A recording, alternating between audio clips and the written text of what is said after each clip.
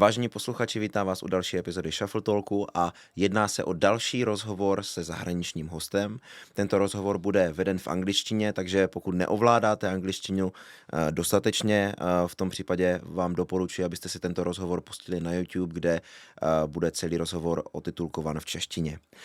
Jinak pokud anglický jazyk ovládáte a není to pro vás problém, samozřejmě poslouchejte dál a jsme velice rádi, že jste si tento rozhovor pustili a věříme, že se vám bude velice líbit. A já už nyní přecházím k rozhovoru a představení našeho hosta. So for this episode, we have a wonderful international guest, our great friend from Spain or Catalonia. And his name is Rubén Sánchez. Welcome, sir. Thank you for having me here. It is wonderful to have you here. I would just like to say that you are here as part of our summer boot camp. You are our teacher for a second year in a row, and you've been a great friend and a great partner to the studio for many, many years, and we are extremely grateful for that. In this episode and this interview, we would like to go over some basic topics that we are interested in, and to sort of find out who you are as a tap dancer, as a teacher, and just find some basic principles that you live by and that you dance by and teach by. Let's go. All right, I'm just going to pull up my notes so I don't miss anything. But let's start at the beginning. Somewhere in Barcelona, there is a little Rubén Sánchez. How did he start to dance? How did he get to tap dance? Well, the beginnings was not in Barcelona. So I'm originally from a small city an hour away from Barcelona. The name is Lleida. My parents moved to another city in Catalonia, Reus, which is south of Barcelona. And I was 6. My sister was 8, and my mom was looking for an activity to do for my sister. My sister used to do artistic gymnastics. You know, this with the the walls and the exactly and it's not a whip. But the piece of cloth. The ribbons, the ribbon, correct. The whip. Nah. So she found a dance school for her, and I was going along very well. I'm still going along very well with my sister, and then she decided to send me into jazz classes. That was when I was 6. I think when I was 8, we started to do some tap classes, very, very, very beginners classes. It was on Saturday morning, and I was just a pain in the ass. Oh man, sorry for the swearing. In English, it's fine. But that was the beginning. Then we moved back to my hometown. Nothing about dancing till I was 14. Mm-hmm. When my uncle, he was a dance teacher. He was teaching tap dance and ballroom dance. And then he called me like, "Yo, we need a boy for the last number of the showcase of the school," and he's just doing New York, nothing about dancing, just walking, head up, knee on the floor, nothing very requesting. I'm like, well, okay, I can do that. Mm-hmm. And then I started to go to rehearsals for that piece, and the director of the school, to thank me for helping out with this final number, he offered that I could take my uncle's classes, tap classes, if I wanted. So I did, and that same year, my uncle was like, "Yo, I don't want to teach these classes anymore." I was taking classes with 8-year-old kids, mm-hmm. And he was like, "I don't want to teach this class anymore. If you want to take over, they are all of yours." I said yes, and then the director of the school said, "All right, if you want to teach here, you need to be a dancer. You need to have formation as a tap dancer and as a dancer." Yeah. As actually, so I started doing ballet, jazz, contemporary dance. I was on the side taking classes of ballroom dance with my uncle. Mm-hmm. So I started when I was 6 for 3 years, 6, 7, 8. And then nothing happened till I was 14, and then at 14 I restarted again until now. Yes. Well, that's amazing. And I think it's really wonderful that you had this connection from your family, but also I think it's very nice that, and I want to ask you what was the moment where you sort of discovered that you have passion for tap dance and that you are getting really advanced. Was there ever a moment where you realized like, oh, I'm actually pretty good at this, and was it like a particular moment where you realized that, or was that a process just that took many years? I don't think I've never thought I'm good enough at something or on tap dance precisely. Well, no. you are too humble, but No. But it was so. Since I moved to Barcelona in 2001, I've been studying and working in other sectors that was not dancing, and I was always missing the dancing part. I was working and I was just looking for the moment to go to a dance school and do my little classes, whatever that was. I was not teaching at that moment, but it was summer of 2001, if I'm not wrong, 2003, around that time. I saw on TV that they were doing summer workshops in Barcelona. And I was like, there I go. So I spent 2 weeks in Barcelona. Roser von Guillem's wife, Guillem Alonso is the director of the Luthier Tap school in Barcelona. So we were having classes with her for 2 weeks, and the weekend in between these 2 weeks, there was the tap festival in Reus, this village where I started to tap dance. And she encouraged us to go there because there would be a parade and there would be podiums to dance, to improvise tap dance, and we were very enthusiastic, and so there we were. And on the last podium where we were dancing, I was getting off stage, and Guillem was coming to me, and he's like, "Yo, you wanna dance in a tap company in Barcelona?" I'm like, "Yeah." Yeah. So yes, then I started to go to rehearsals. At the beginning, I was just going back and forth from Lleida to Barcelona just to attend the rehearsals. And then in 2003, definitely I moved to Barcelona, and honestly, I never thought, how to say, things just happen as I was happening with things, right? Yeah. And so it was never a thought like, yo, I'm good enough to do that thing. Things just were happening. And since then I had, first of all, this tap company, Kamutban, which was a fantastic experience. It was a very nice school to learn how to be on stage, how to train, how to rehearse, how to have this responsibility towards me as a dancer. Like, okay, they trust you to be on the stage, so you have to be sharp and you have to be prepared and you have to keep on training and get your things ready. But yeah, I've never, even now, I mean, I think I'm just doing my thing, and I'm happy and I'm blessed that it's like it's something that likes to people and to students, companies, and yeah, and I feel blessed for that. Yeah. Yeah. Well, I like that you said that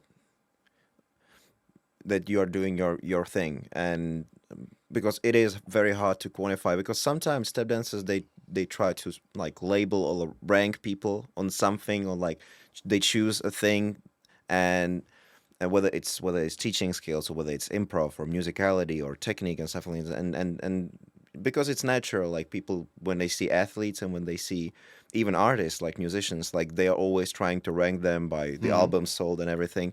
So I think it's wonderful that you said like you're just doing your thing, because I think that's the best way to put it. Because the first time I was having a class with you, and many times after that, it always felt very authentic, I would say.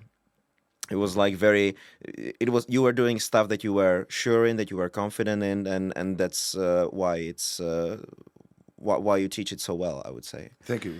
No problem, no problems. It's very, very happy to learn it from you. Going back to this, I think at that time it was easier to have less, how to say that. Right now, you have so many. Everything is on Instagram or Facebook, so it's very easy to, how to say.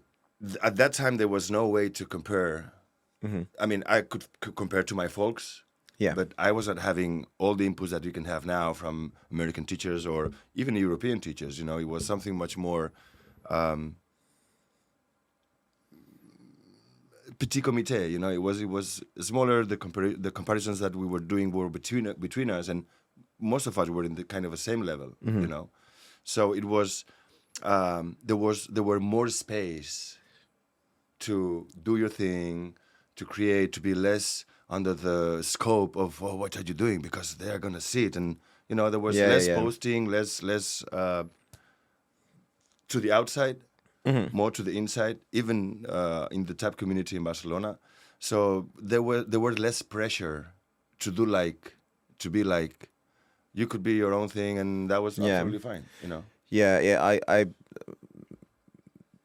I know what you're talking about. The when you just go on Instagram and you just see a couple of tap dancers and you see them and you're like, this person is doing this amazing stuff and this person is doing this amazing stuff. Suddenly you see a greater formation or something, and if you're not constantly reminding yourself each one of these people had to find their own style and stuff like this, it gets overwhelming after a while, and suddenly you're panicking because like I'm so behind. Yes. But the thing is. You know, people are usually not. It's also hard to teach because a lot of people, when they see the best stuff from the entire world, just because, you know, Instagram is one click away, it's very hard for them to not feel like they're constantly behind someone, because, you know, they see the best tap dancers all day, every day, and it's hard to catch up to someone that you always sort of put on a pedestal. I wanted to ask you, because you're not only a great tap dancer, but you're also a creator of one of the best tap shoe brands in the world, Rubén Sánchez dancewear.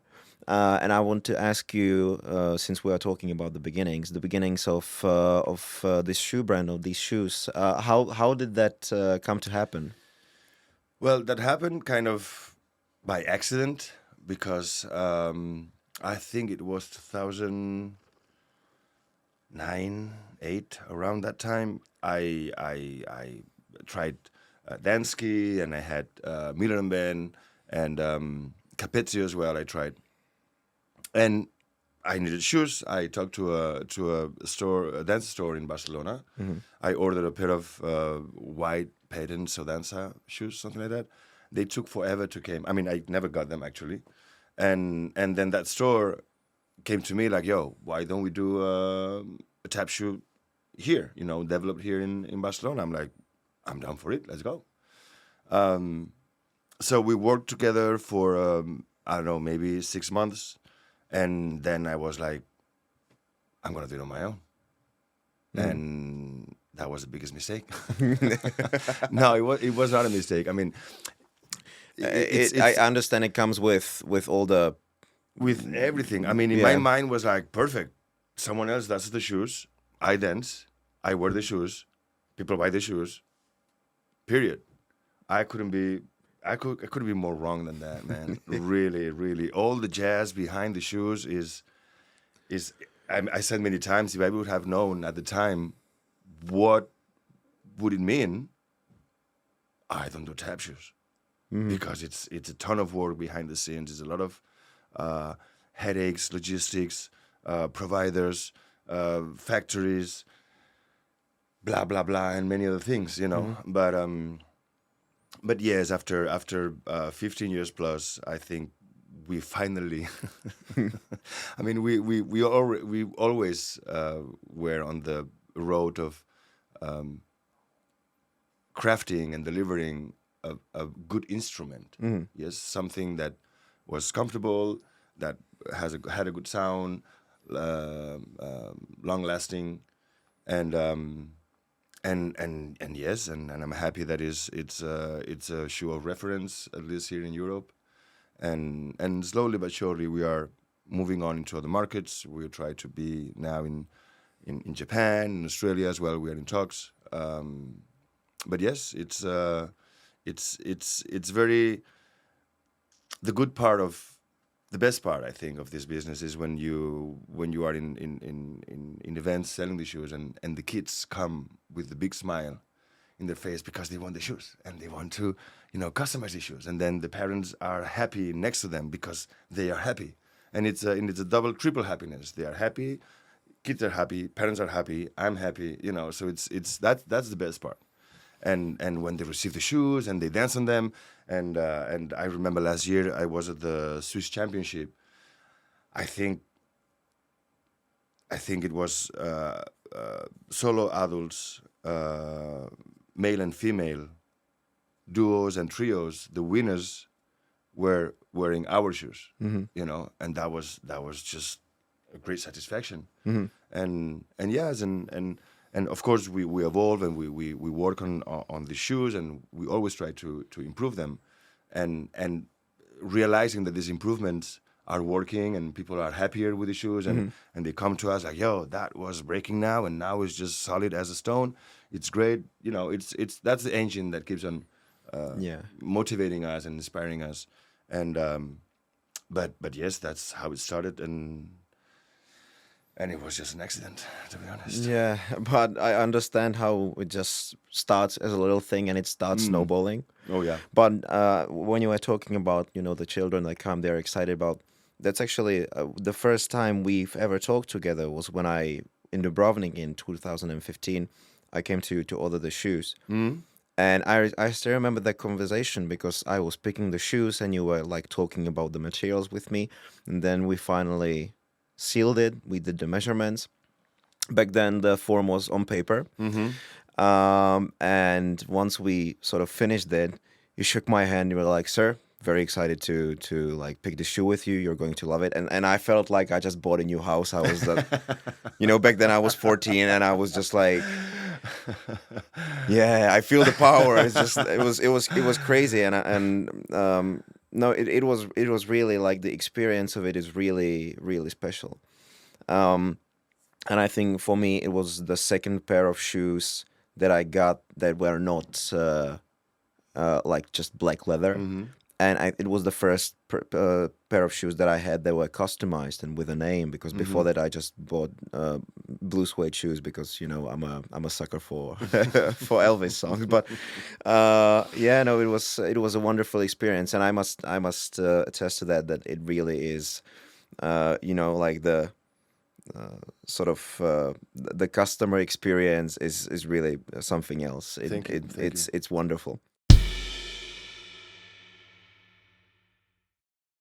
We will sort of move on from the beginnings and from the, let's say, setting up the credentials. And I'm going to ask a couple of questions about teaching, about tap dancing, and maybe apart from your experience, you will be able to give me and our listeners and viewers some advice as well. I would like to start with asking you about improvisation and cutting contests, and sometimes it is called battles. I don't know if actually battle is something that has its place in the tradition of tap dance as much as, for example, a jam or a cutting contest does. But for example, how do you approach it? How do you teach it when you're supposed to, if you were supposed to explain improvisation to someone who is only beginning and they want to get better and they want to understand it very well, what would be the angle that you would try to explain it from? I mean, my approach on impro classes, and even more when it's about beginners, or not beginners in terms of dancers, but beginners in terms of improvisation. I mean, tap dance in general is a language, right? So when you learn English or when you learn any other foreign language, the goal is to understand and be understood, to express yourself and to make your point about whatever subject is. So for me, tap dance is the same. You have to talk the language of tap, and that language is a rhythm language, right? Steve Condor said, rhythmical thought. You have to think on rhythms, right? And this is how you get to communicate. The most clear example is when you go da da da da da. There you go, you know. So, and that's very, very, very, very, very common. But that is the thing. When we start practicing a language, you don't start by doing poetry. Mm-hmm. The card is red, the tree is green, sun is yellow. Period. Yeah. And that's it. That is step heels or flaps or ball change. You know, you don't need to have a lot of vocabulary to express yourself in a basic way. You know, so and then the more used to get to words, the longer the sentences are. Yeah. You know, and at some point you can write a book or write poetry. Right? Yeah.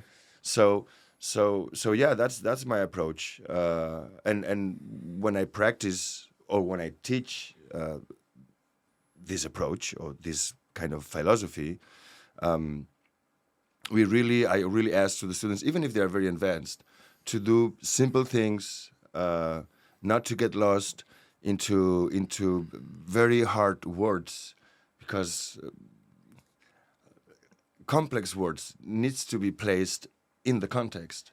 Because if you're just throwing up just hard words, nobody's going to understand what you're trying to say, or very few will understand, right? Yeah. It's true that sometimes we tap dancers, we perform for other tap dancers, and then the language is more common, and then things can be more complex, right? But many times you tap dance for people that doesn't understand as much, you know, and this is how I approach improvisation. This is my point of view on improvisation.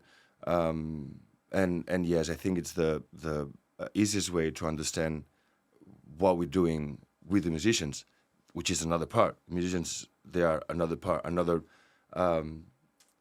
they are part of this conversation, right?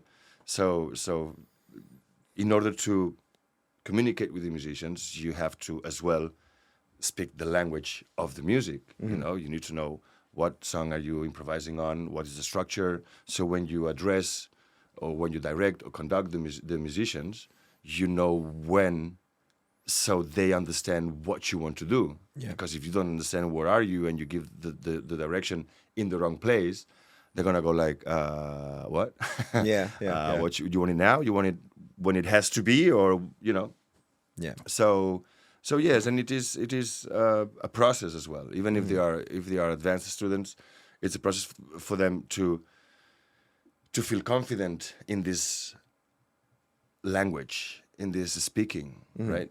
Many times on tap jams, not all the advanced dancers are tap jamming. Curiously, more of the beginners and beginners advanced and intermediate, they go like, let's go for it, you know? And maybe it's because the advanced dancers, they are so much aware of what it's needed to be there that they don't want to step in, because like, maybe I die. Well, we have hospitals around, you don't have to worry about that, right? But yeah, I can understand how that can cut some dancers to jump into a jam. But yeah, that's our improvisation. I think it's wonderful, and with the advanced dancers, I think the older you get and the more advanced you get, the more you realize how much stuff can go wrong. Because I remember when I was doing jams as a kid, I was just happy that I was happy. Like I did something and I was like, wow, I did a fast step here and a fast step there, and I survived, and I wasn't completely off time the entire time, which was great. And suddenly now when I sort of like try to think about it, it's there is just like a lot more to sort of keep in mind. I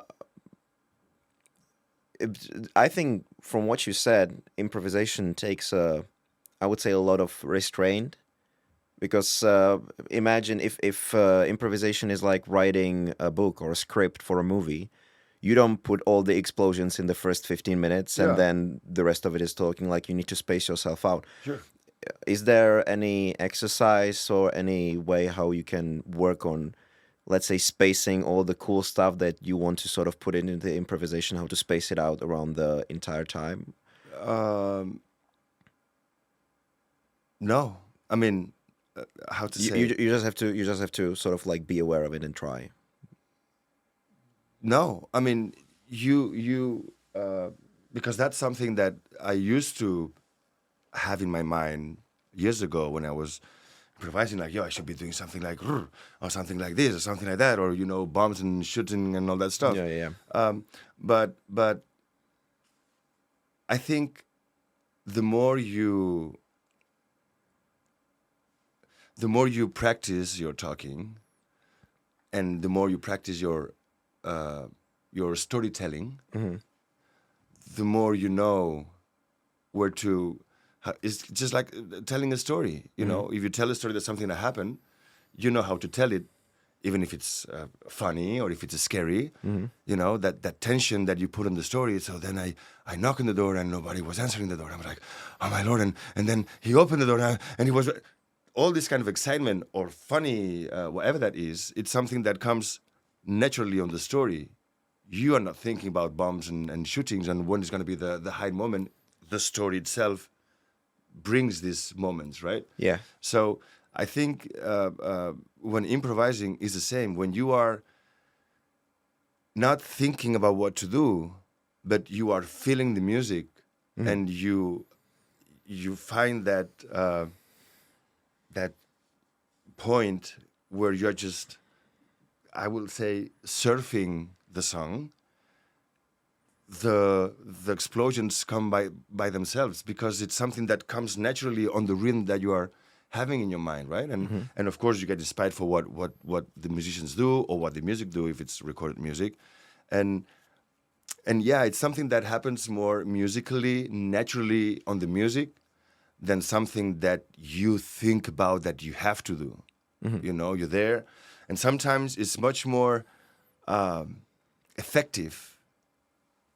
In many ways, the intention, a pause or a silence or just a look to the audience, or even when you mess up, Yeah, and you're like, oh fuck, and we're like, all right, let's keep on going this way. Well, you know? yeah, but those are sometimes the best moments of the performance where you see someone absolutely shatter the stage for 3 minutes. Suddenly they make a mistake, and it doesn't sort of like break them down. They're just like, they laugh it off. It's part of it. Yes, it's part of it, and yes. then they keep going. It's yeah. when it's the same as you are talking, and then you mispronounce the word.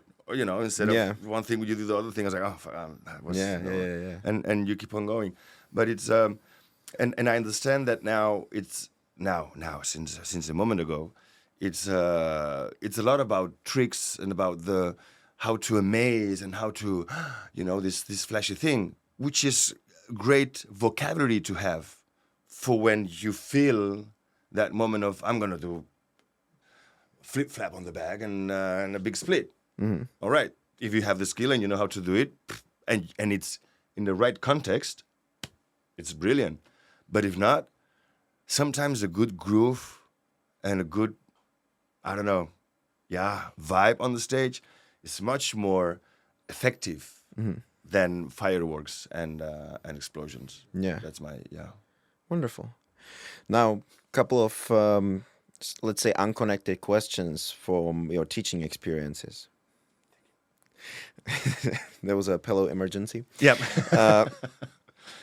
You've taught in many different places. You've taught in Japan. You've taught in Singapore. You've taught in United States, Europe. Would you say what are the differences? What are like the different niches of each location that you went to? It can be small things. It doesn't have to be long. It can be tiny little details that you just noticed. But how would you describe, let's say, tap dance in these corners of the world? Well, I think in any place, how to say that, everywhere there is a deep love. I mean, the people that I had the luck to work with, there's a deep love and respect for tap dance. in Japan, in Korea, in Singapore, maybe in Japan, in Korea a little bit more, they are very committed. You know, the people that is doing tap dance, they are doing tap dance. It's not that they are doing tap dance and maybe they will go back next class and maybe they will go to the cinema. No. They go and they go till the end. They are very skilled. They are very precise. They're very accurate. They have great teachers as well. Kazuko Magai, he's from Japan. He has a wonderful school there. The students that came out of that school, they are just brilliant dancers with a lot of creativity, originality. That is really, really, really very nice. Korea as well. There's this guy called Yono.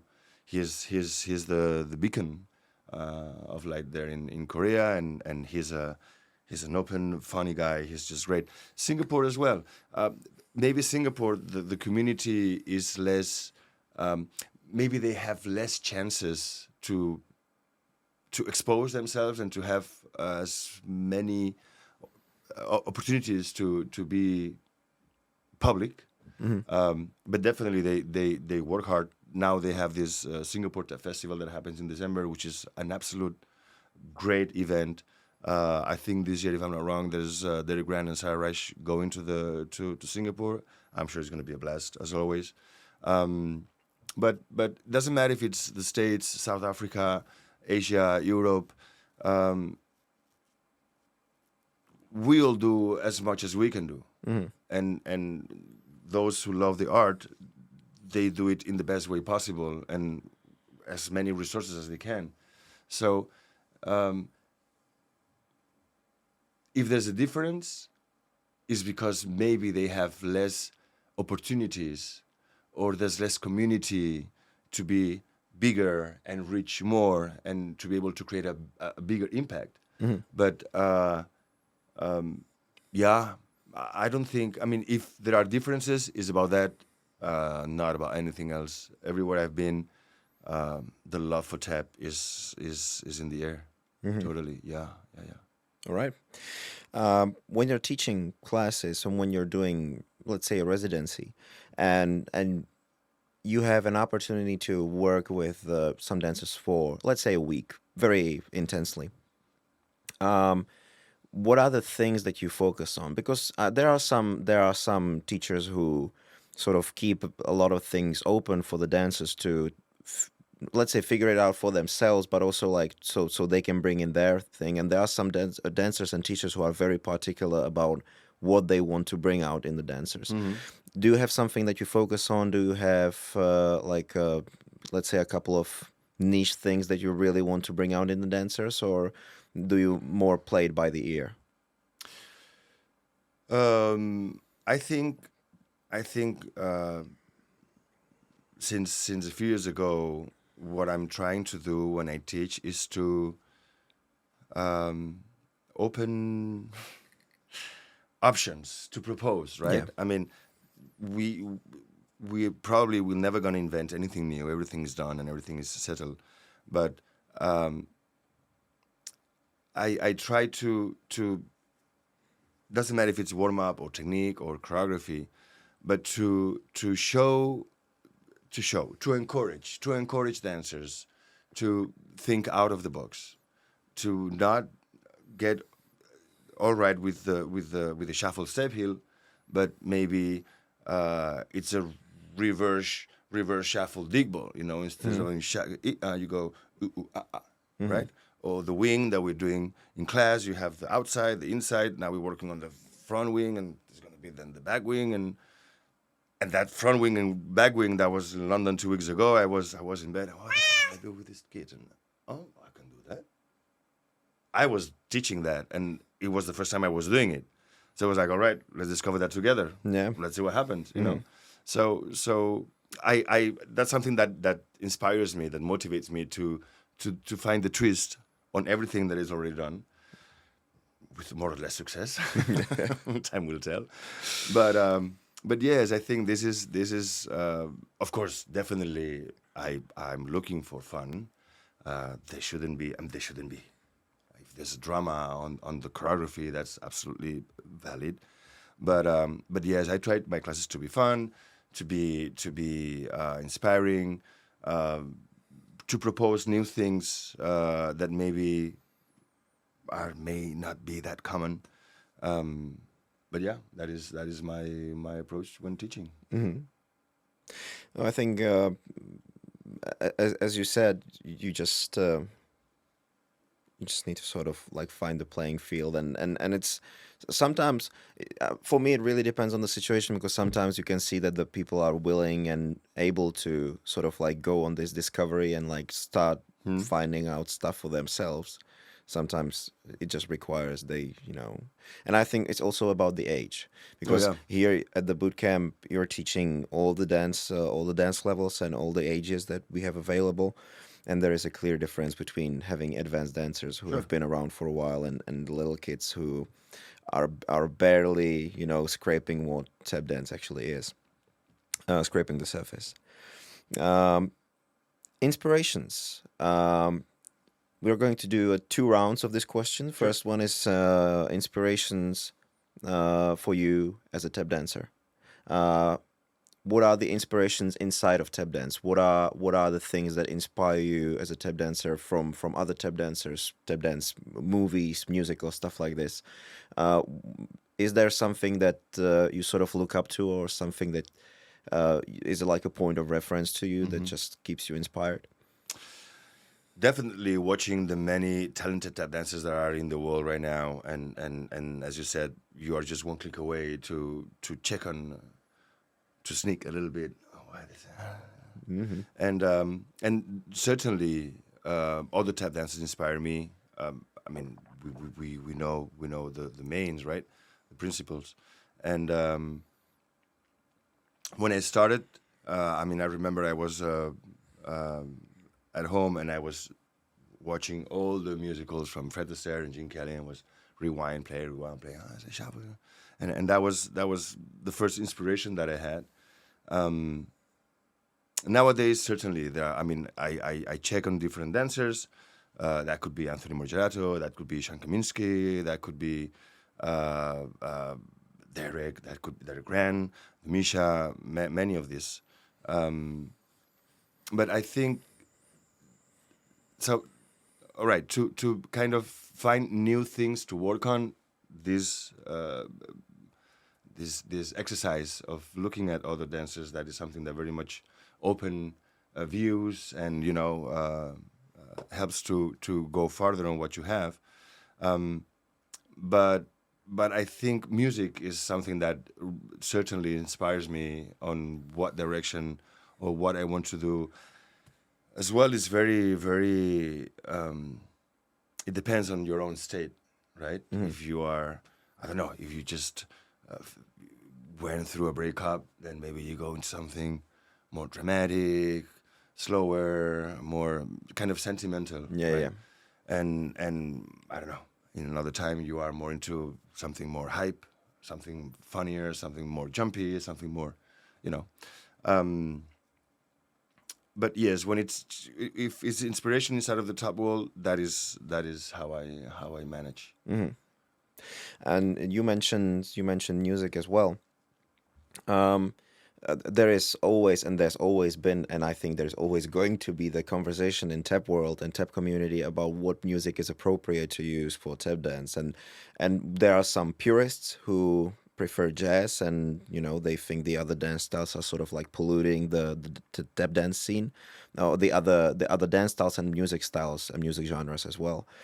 What is your position on this? So what is the music that you like to use for tap dance? Is there, for example, as you said, there is music that speaks to you in the moment because of your experience in that moment, but is there, for example, a music that you just know you wouldn't use for tap dance just because you don't like it personally? Yeah, many.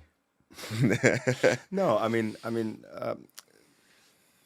tap dance is an urban dance, right? So it's a dance that has been evolving with music, and it's not about jazz yes, jazz no, regarding other dances. I think jazz is a must. And you, as a tap dancer, you have to understand jazz, swing, bebop. That is something that is the foundation. It's like how to learn the shuffle step properly, or even properly, but then have different sounds on the same step. You know, because then you will be, if you can swing a string song, then you can swing a hip hop song. Because if it's a shuffle rhythm hip hop or whatever other style, then you have more knowledge and more awareness about how to swing and how to create this swing groove that is catchy and it goes with the rhythm. It's not just and there's a lot to learn from jazz music. From jazz music, we'll learn the 3 and the break, AAAB or AABA, you know, and sometimes going back or linking it with improvisation part. Many times we improvise in a linear way, you know, we got an A, the end, and that's how the improvisation goes. But you can go into 3 and the break, 3 and the break, 3 and the break, keeping a certain groove or keeping a certain idea, motif on the improvisation. It's true that it's maybe harder to, I will say it in another way. It's easier to teach to beginner levels, to teach with swing and jazz music when the students are a little bit older, because they can be more aware about what the music is like. Yeah. With kids, it's maybe more boring for them because they are not really, you know, like Oscar Peterson, and just they prefer to then. Sorry, beep. Yeah, maybe. No, it's fine. We cut that. Maybe they prefer to dance to, I don't know, Kanye West or any other of this nowadays musicians. Sorry. But yes, jazz, swing, bebop, it's something that has to be at some point in the life of tap dancer. And tap dancers, they need to be able to understand what that kind of music is. From that point, you can go as far as you want. You can do besides the obvious like bossa nova and pop and hip hop and all that stuff. You can go to folk music. You can go to bachata. You can go to, you know, wherever you want to go, as long as a respectful approach, you know. And but yeah, any kind of music is welcome, as long as it's respectful with the dance, as long as it's done with taste and care. But I understand those who say, no, tap dance is only for jazz and for swing. But I think then we are not allowing the dance to evolve as it has been doing for so many years, you know? Yeah. So yeah, I don't like to put limits on what music yes, what music no. Because as I said, maybe I would never dance on bachata, on reggaeton, or trap, I think is the name now for this lazy singing. Quevedo is like, you know. I mean, I can give you a reference of what I'm trying to sing right now, because I'm a very, very bad singer. But yeah, I think you can do tap dance with any kind of music. Yeah. It's interesting that you said this thing that tap dance is something that just keeps evolving, because it seems to me there are some tap dancers who tend to forget that's been the lesson, that tap dance is supposed to be sort of like open to everything and everyone and be very welcoming. I might misquote that, but it was Gregory Hines who said, if you have tap shoes, you're one of us. You're part of the family. Yeah, you're part of the family. And I'm thinking that if we keep forgetting this sort of like lesson, that it should be open to new ideas, and nothing is off limits, as I said, as long as it's respectful, then, you know, it would be I think much more easier to try for this new stuff. But I know I've talked to some dancers who are trying to do some things, but they are sort of afraid of some backlash. But that's something that it's getting much better than it used to be. I think a lot of people are, even those people who are very much set in their ways, they are slowly like warming up to the idea. I mean, they have to at some point, because otherwise the room gets smaller and smaller. Mm-hmm. Because what happens outside is bigger and bigger. Mm-hmm. So your square reduces, and yeah, there are many dancers who are like, I like that, but I don't know if I can do it or if I should be doing it, because people may think. People will always have an opinion. People will always have something to say. The most important is how do you feel towards what you're doing. Mm-hmm. How do you feel when you dance? You feeling fine dancing on this music? Go for it. I mean, and why not? And why not to combine it with other dances? Why not to combine it with other stages? Why not to combine it with other inputs? It's always, I don't know, experiencing and innovating and developing. That's part of it. It's if we would have stayed with the jiggling and the flat foot and all this clogging thing, we would never had Bill Robinson, for example, mm-hmm. right? And from there, you name it, right? I mean, people that has helped to develop arts. When Jimmy Slide, Barney Briggs, Steve Condors, there was no fight between, mm-hmm. or there was not all this crazy stuff that we are seeing now. And that happens because, it's like sports. Athletes are stronger and they spend more time in the room, and because they can, because mm-hmm. at the time they had to find the money to pay the rent. And now there are many families, many parents who support their kids to the tap dance, so they have the stability to go for hours in the room, mm-hmm. and when you dig, you find gold. Yeah, that is how it works. And then you if you look, and I'm gonna go very, very in a very big comparison, but if you look at Bill Robinson and then you look at Michelle Lawrence, it's tap dance, definitely, but what they express and how they express it, it's something from another world. Mm-hmm. Even if it's the same root and it's the same language and it's the same vocabulary, but it's interpreted and directed in a way that is just amazing.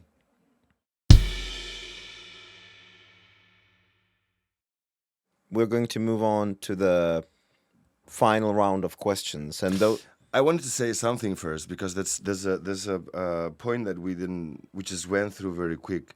When we're talking about improvisations, you were talking about cutting concerts and battles and all that stuff. Yeah.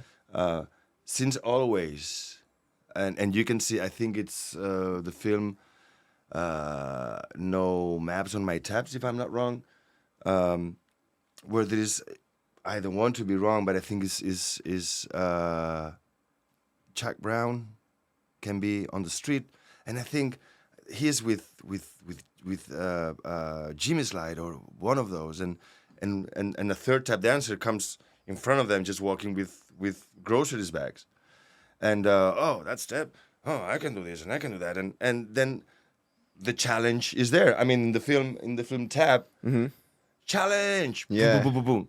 And that was a healthy battle, yeah. Right? It was a healthy trade of steps and a good way to measure, right? Yeah. Where are you? What have you been working on? Mm-hmm. Do you have something new in your pocket? And that was the thing, Many times Sandman Sims, and I think it's on the documentary on this program that Gregory Hines did in the 1989 Tap Dance America or something like that. I can't remember. Yeah. Oh yeah, 1989 was Tap, but Tap Dance in America, I don't know what year it was a documentary that they did.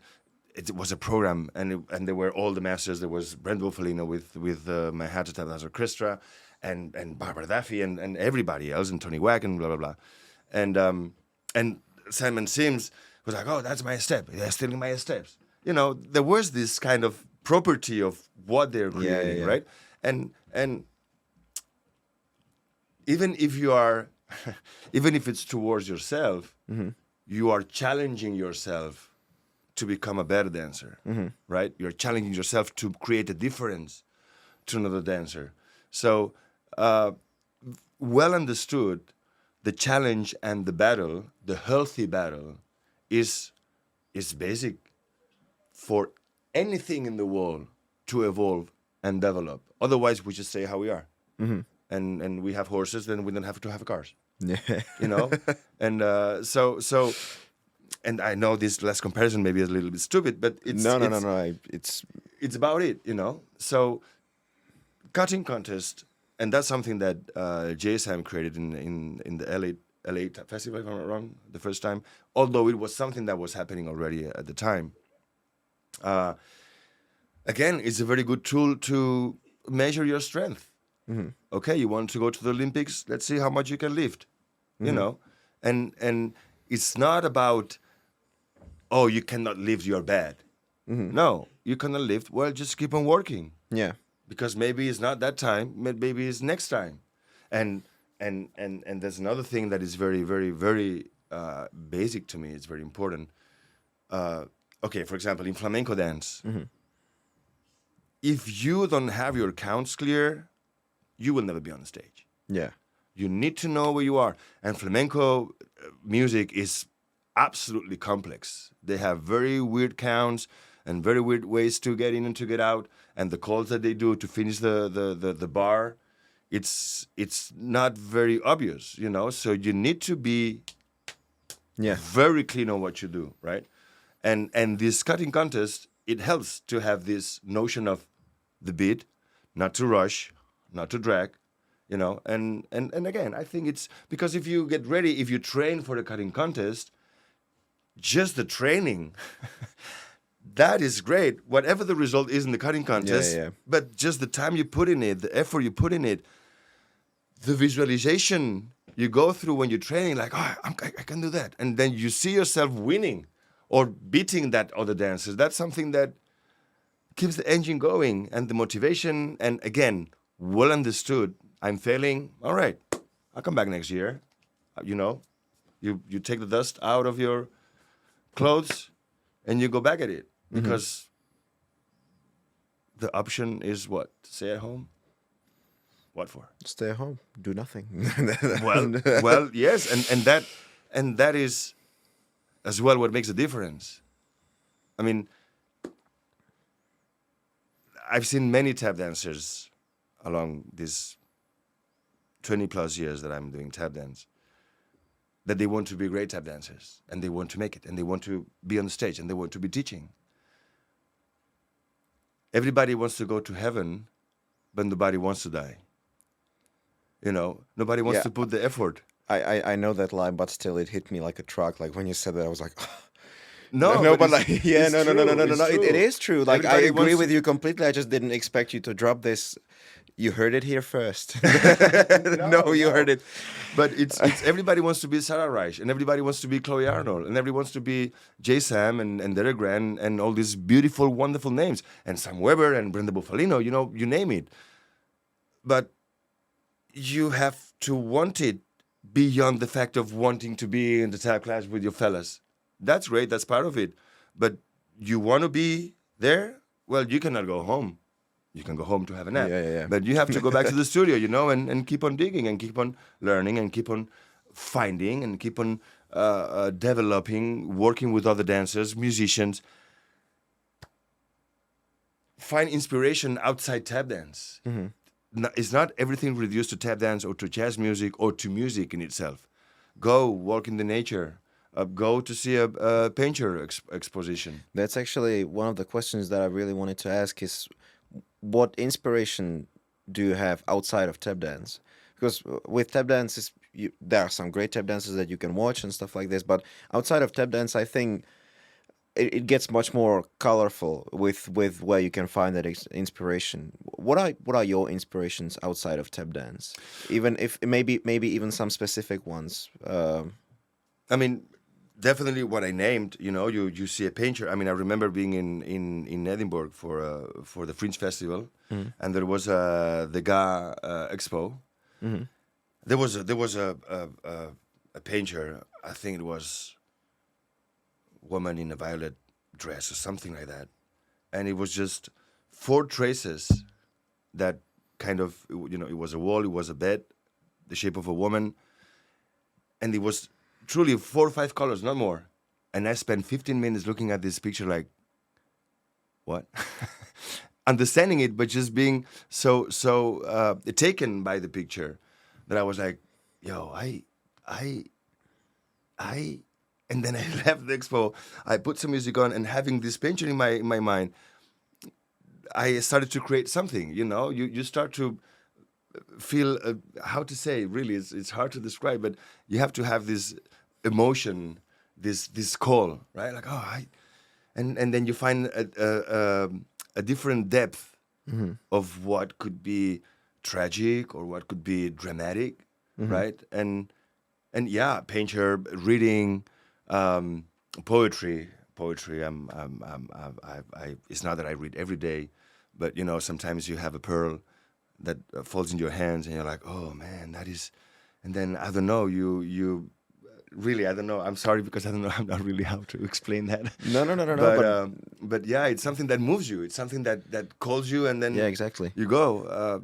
Recently, yes. I mean, since 2012, I had the very, very big luck of working with Rachid Ramdan. He's now the director of the Chaillot Théâtre in Paris. Is the theater for the dance, the national theater for the dance. And his way of composing shows, because the first show I did with him, we were 5 dancers. There was a jazz dancer. There was a hip hop dancer. There was a contortionist. There was a how you call it? Those who do handstand, kind of a circus guy. Acrobat? Yes, Yeah. but very not acrobat of singing and jump. A lot of control of the body. Handstands and like and Cirque du Soleil a little kind of thing. And then it was me. So there were no contemporary dancer. It was just 5 individuals from different backgrounds. And so the guy's like, all right, Rashid was like, all right, we're going to work on this, on the principle of emergency, of urgency, which I thought it was the same, but no. Emergency, urgency, and something like that. And he's like, all right, we're going to play music, and you have 15 minutes or 20 minutes, you just go and improvise. And I remember being the 5 of us in a round, looking at each other's eyes like, what are we going to do? I mean, who's starting? Who does what? And actually now it reminds me. The other day there's this playlist on Spotify. Deepak Chopra has this playlist that is called Sounds of Healing Affirmations. And one of the and it goes from A to Z. Acceptance and boundaries and C, D, E, F, G, and the X goes to X Factor. Right? And the guy goes, X Factor is the thing that you don't know, but it's furthermore, it's the thing that you don't know that you don't know. So, I mean, if it's something that you don't know, you are aware, and then you learn it. But it's something that you don't know, you cannot learn it. You have to create it. Yeah. Right? So that was kind of the atmosphere that it was working with Rachid Ramdan. Like, all right, you have a black hole, do something with it. And we were literally creating, proposing, and yes, his skill to. I remember him once we were improvising. I think it was 30 minutes improvisation, and sometimes he was just like, like putting his hands in. His fingers in front of the eyes, like trying to find whatever. Whatever he was finding, that at the end was creating beautiful images on the stage.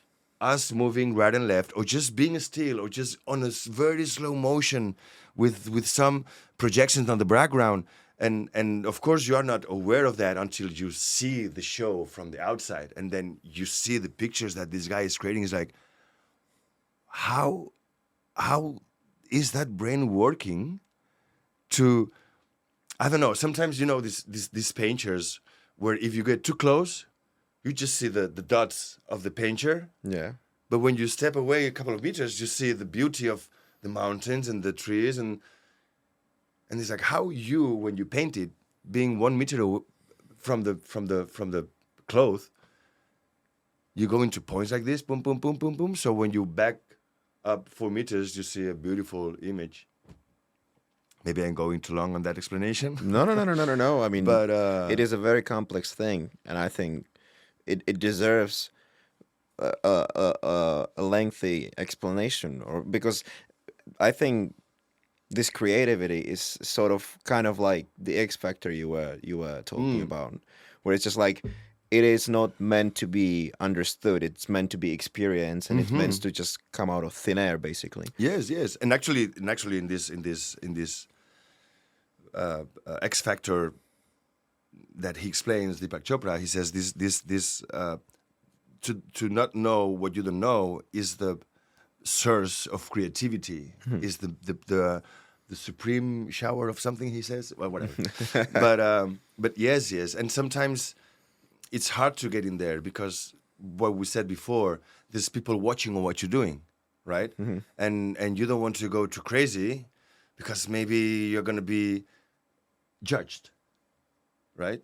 And depending on who is judging and how the judgment is done, maybe you don't tap dance for a while. Yeah, it can be discouraging. It can be very discouraging and very, very bringing down, and So, I think that definitely this director Rashid Ramdan definitely has been a source of inspiration for me outside tap dance. Yeah.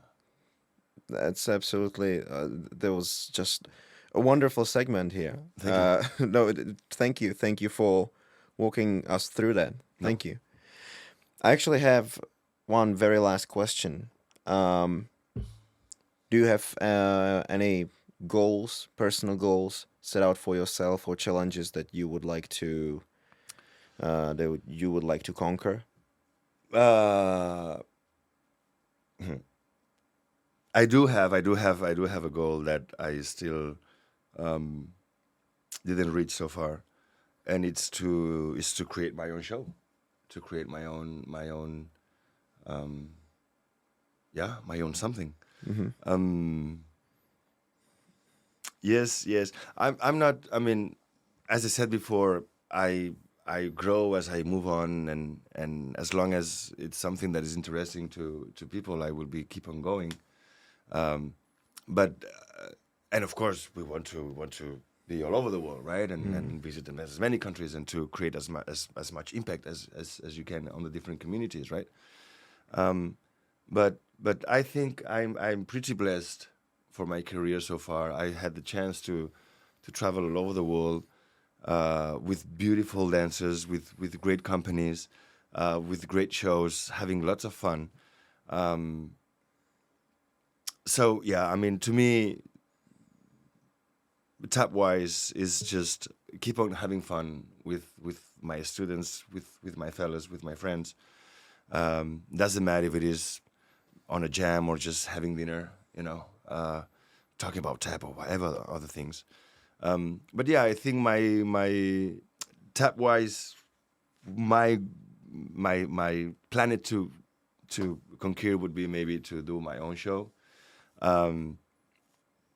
Outside tap dance, I would love to somehow at some point, maybe through tap shoes or maybe through other means, to bring more opportunities for the new generations. And that's something that we chat about, you and me, before.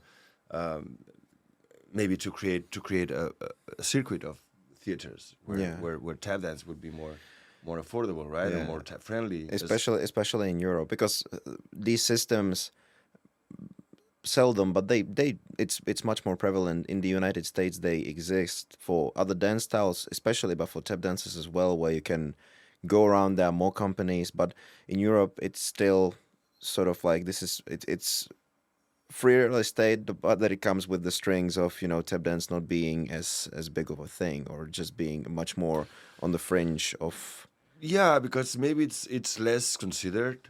Maybe it's less. Maybe programmers, theaters, they find it less commercial, so they don't know exactly who's going to come, and they are more afraid about, engaging a company or the other because they're going to lose money and blah blah blah blah blah. Certainly, we would have more. Not us as artists, which as well would be very welcome to have more foundings and more financial help, but theaters, to have from the governments to have budgets for the theaters so they can engage companies, they can take the risk to engage a company without the theater having to lose money because the budget comes from the government. Taxes, we all pay for culture, whatever that is. But in France, that's something that is very, very well established. There are many theaters where they have fundings from the government, and of course they have shows where it's going to be not on that budget, but on their own choice because they know they've been there before and they know they're going to work and people are going to come, and maybe to take the risk on other shows that could be more minority audience-wise, like okay, maybe people like it, maybe people don't like it, but I'm not risking my own money. I have the budget that comes from the government to put that money in. So, yeah, I think more foundings helps to create better opportunities for tap dance. Definitely. Yep. All right. Thank you so much for all your insight, all your words and everything you shared with us today. It's truly been an honor and a blessing and great joy to have you here as a guest and to have you here on our podcast, but also here in T Group Dance Studio as a guest teacher. You are wonderful. And we are very happy and so lucky to have you here. Thank you, Toby. It's a pleasure to be here. It's a pleasure to work with you guys. It's a pleasure to work with your students. They are very disciplined. They are very committed, and and the school that you have here is just one of a kind, man. Really, it's something that it's. And I think I've repeated already this 2 or 3 times since I'm here. But it's really one unique place. You will not find anything like that anywhere else, I can assure you. So congratulations for you and your team. Thank you to the production team here present. Thank you everybody for listening to this wonderful podcast, and my pleasure to be here, man. Thank you so much, and we were happy to have you on as our listeners and viewers, and we cannot wait to see you in the next episode of Shuffle Talk.